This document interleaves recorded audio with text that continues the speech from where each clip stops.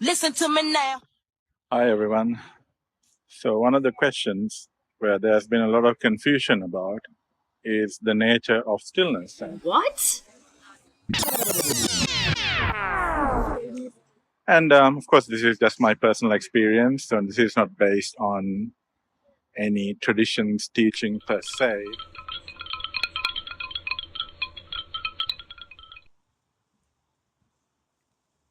Self-inquiry and other yogic practices, and contemplation and Christian prayer and things like that.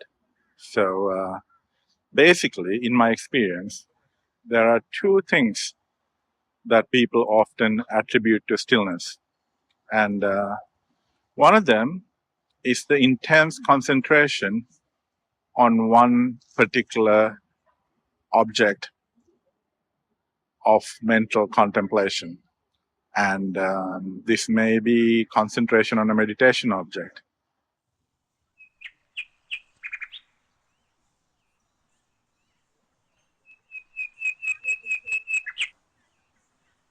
So what happens in this scenario, very much like the samatha class of meditation practices that you often see in Buddhism, is that you basically have the intense concentration to the point where your mind doesn't get distracted by all the other phenomena of the mind or the noise.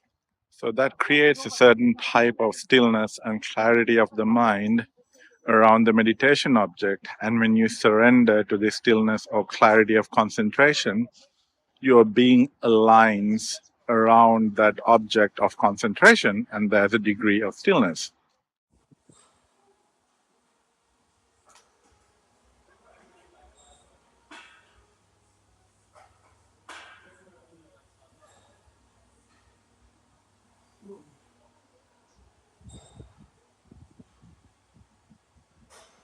Now, in many traditions, this is considered only a prerequisite skill and not the most important type of stillness. This allows the mind to be resting on an object and be stable.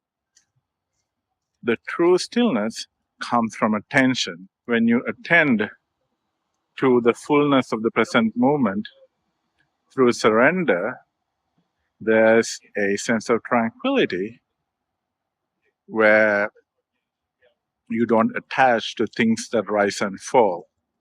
So in this stillness or in this tranquility, you are maximally present to all the phenomena that arises.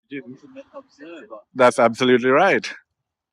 So there's a bit of a difference between that and the samatha tradition's intense concentration. So I'd like to refer to them personally in different terminologies just to make it clear. It is not intense concentration per se. It is the complete attention and presence to what is here and now that creates that sense of tranquility, and which has the effect of calming down the nervous system. Unlike the intense concentration, where the nervous system can be very active, the danger of intense concentration is that if you don't have the detachment or the letting go of the mental fabrication that arises, you can easily get carried away in the rabbit hole and end up being trapped in your own delusions and fabrications of the mind to a very intense degree that you disconnect with reality. This is not what we want, or at least this is not what I want.